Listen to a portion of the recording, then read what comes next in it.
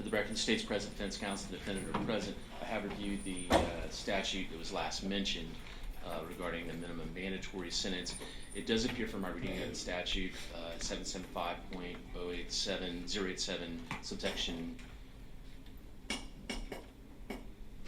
1, 2A, maybe. Let me go back to it.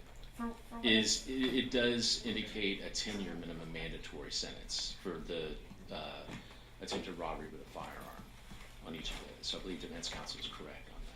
The state would agree. I just got the wrong number caught in my head, so I appreciate Okay.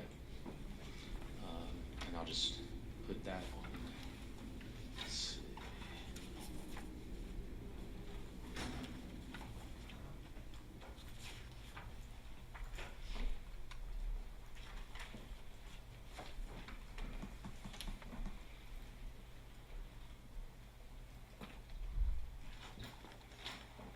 Yes, it's Florida statute 775.087, subsection 2, subsection A, subsection 1 indicates that. All right.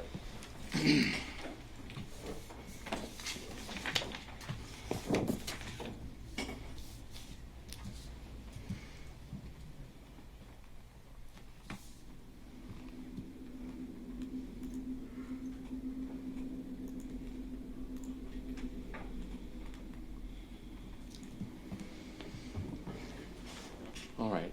Was there anything else from either the state or the defense regarding sentencing?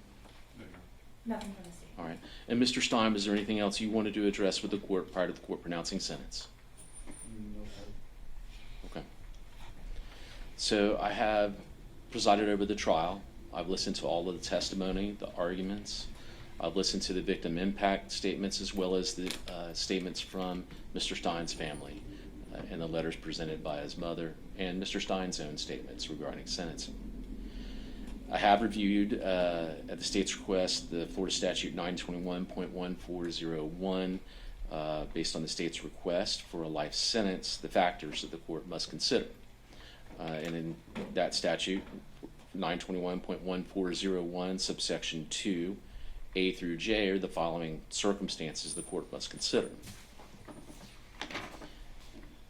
It says, in determining whether life imprisonment or a term of years equal to life imprisonment is an appropriate sentence, the court should consider factors relevant to the offense and the defendant's youth and attendant circumstances, including but not limited to, and I'll go through each of these factors.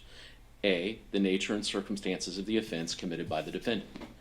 The jury found Mr. Stein guilty of the offenses charged in counts 1 through 4, and that he did actually possess a firearm. The nature of the offense was violent in nature, terrorizing to the victims based on their testimony, and certainly tragic in all manner. The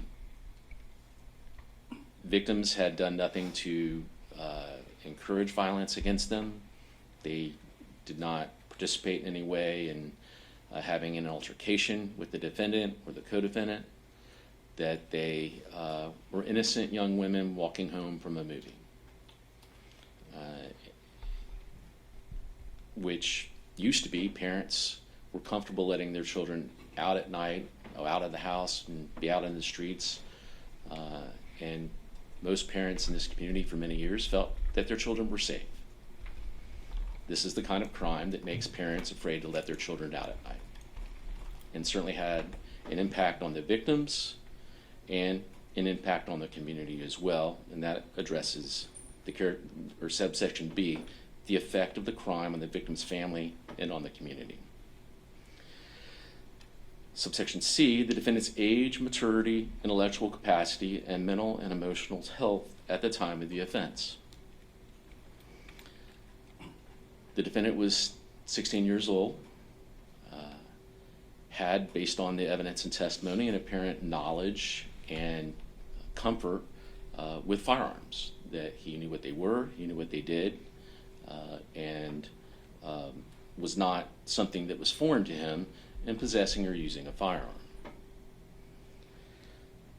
His age, even though 16, his maturity, based on evidence, was that he drove a car, was provided a vehicle, He was capable of doing many things that 16-year-olds can do, and maybe even a little bit more, because he had developed a sense of independence after his father had passed. Leading into subsection D, the defendant's background, including his or her family home and community environment. Certainly from the testimony, the defendant had a supportive family.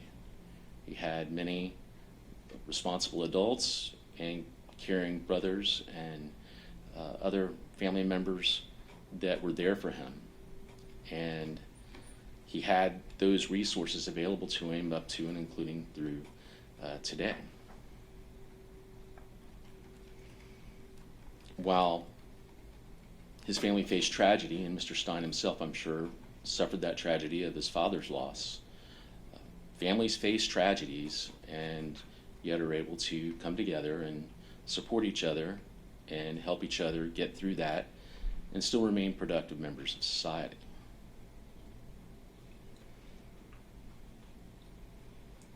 So he had a significant family support in his background, and the court notes that.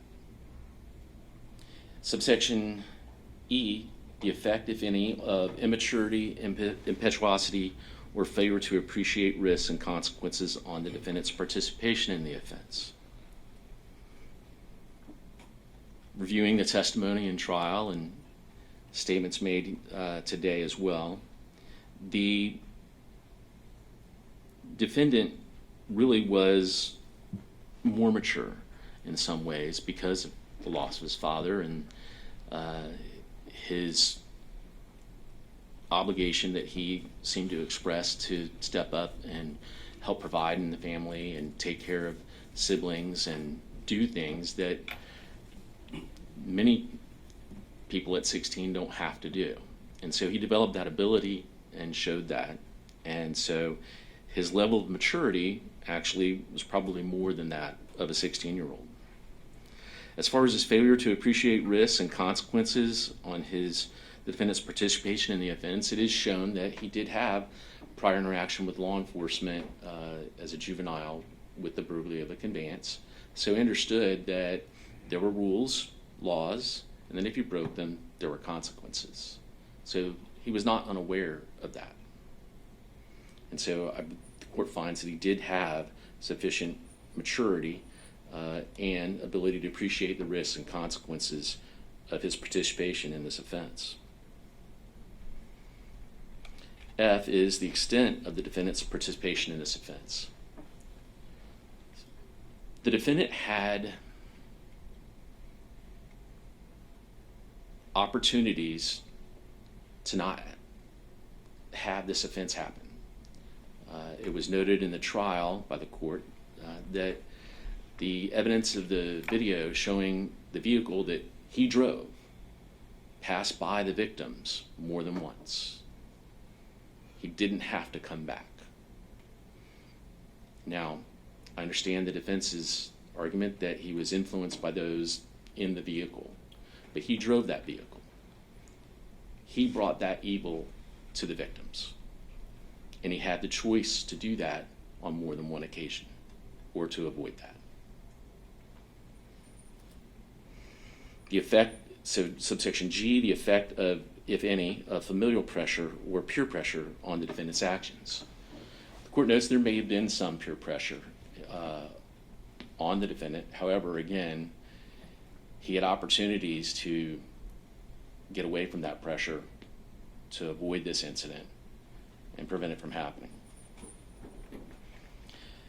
H, the nature and extent of the defendant's prior criminal history. Very limited. We have the one offense that was noted as juvenile for burglary of a conveyance. J, the effect, if any, of characteristics attributable to the defendant's youth on the defendant's judgment. He was 16 years old at the date of this offense. He had a prior experience with law enforcement. He understood that there were laws and there were consequences of violating laws. He understood and appreciated the nature and the use of firearms. There was a video and evidence of him holding a firearm, pointing it into a camera, making rap songs about it. He indicated that he was comfortable holding and using a firearm. In terms of the judgment, or his youth, the effect of his youth on his judgment, it was noted in the pre-sentence investigation report that he said if he had known this was going to happen, he wouldn't have done it. Something to that effect. Or he wouldn't have participated. The evidence in this case shows there were signs all along that something bad was going to happen. It was indicated in the testimony in trial that the defendant and Mr. Horne had intended to go and commit car burglaries. Yet, it's also shown that there was a video of them taking firearms with them, and testimony that Mr. Stein provided Mr. Horne with a firearm. Certainly, when you're 16 years old and you're getting in a car with someone else and you give them a firearm with the intent to go commit crimes, there's an indication there that you understand that bad things can happen. So again, it wasn't something that was a surprise or came out of nowhere. There were different events and circumstances throughout that day and that night that tragedy was probably going to happen.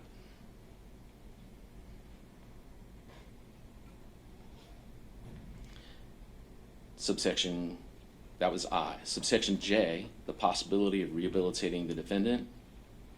There is that possibility based on testimony from his family. He's got a supportive family. He has indicated that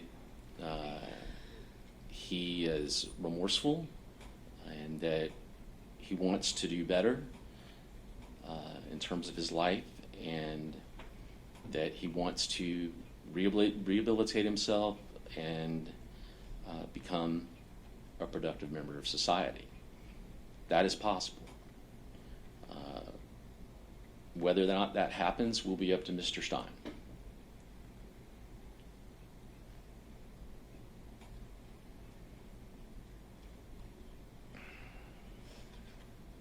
So it is the considered judgment and sentence of this court that Mr. Stein shall be sentenced to a term of life imprisonment in the Florida Department of Corrections with a 15-year review. So we will have that opportunity to make that assertion in terms of rehabilitation after 15 years. And like I said, your possibility of being rehabilitated will be up to you. And that is for count 1, which was the first-degree murder with actual possession of a firearm as a principal. That comes with a minimum mandatory sentence of 25 years. Is that right? No, 10? 10 years. There'll be certain statutorily mandated fines, fees, and costs that accompany that. And I'll go into those in a minute. As to count 2, attempted robbery, actual possession of a firearm. And let me just go back. I'm sorry. On count 1, the jury had found you guilty, and I previously adjudicated you guilty on that count. On count 2, attempted robbery with actual possession of a firearm, which is a second-degree felony. Jury having found you guilty and me previously adjudicating you guilty on that count.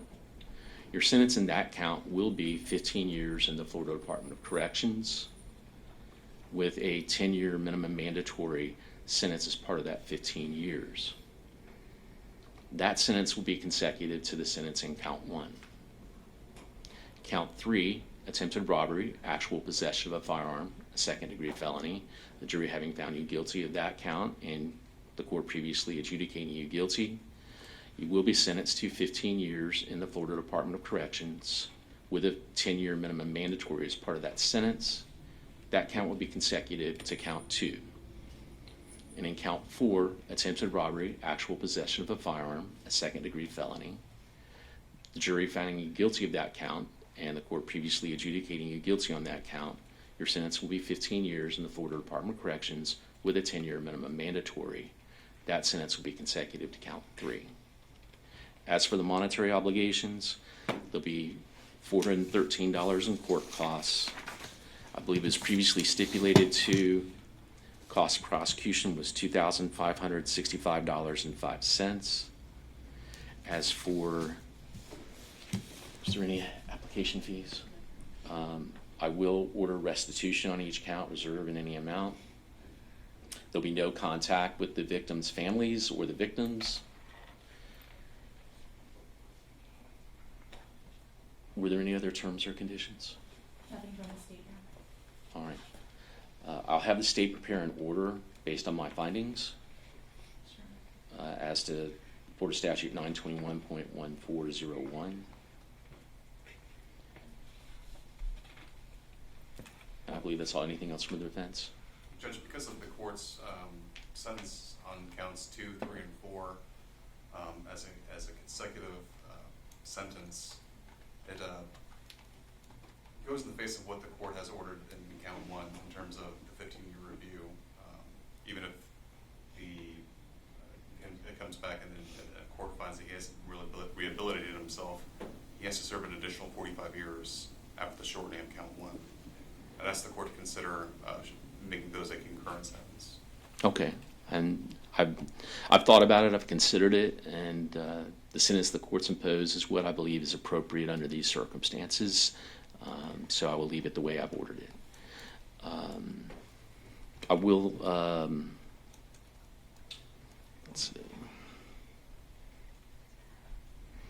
I will tell you, Mr. Stein, you have 30 days from today to file an appeal. If you can't afford an attorney for an appeal, one will be appointed for you, and you will get fingerprinted and remanded. I will give you a few moments before you're taken out. You can say a few words to your family before you go. You just can't have any physical contact in the courtroom. Anything else from the state? Nothing from the state. All right. Anything else from the defense? Judge, if we can fill out an indigency application. I'm sorry? If we can have Mr. Stein fill out an indigency application before he leaves. No, not today. I think if you want to, I mean, if you just file it through the portal, I think, is the way typically it's done. But I think for today's purposes, he just needs to get fingerprinted, have a few words with his family, and then get remanded. Is that, I mean, you're able to do it back at the jail? Judge, my concern is he's going to be taking the South Florida reception before I get a chance to go over there and have him fill out the application. Any objection from the state, or? I don't have an objection. I think it usually they just file a motion saying he's indigent for cost and lay it out. And That's how I usually get it. They don't actually have to fill out the form to do that. Yeah. I just had it with Judge Branning, and he wanted to do an indigent application, so. I can find that he has been incarcerated the whole time. I don't find any change in his income or circumstances in that regard. So I have no problem finding that the defendant is indigent for those purposes at this time. That's sufficient for the record, and you can just put that in your proposed order. All right, Judge. All right. Thank you. Thank you. And I'll just wait while he gets fingerprinted, and then.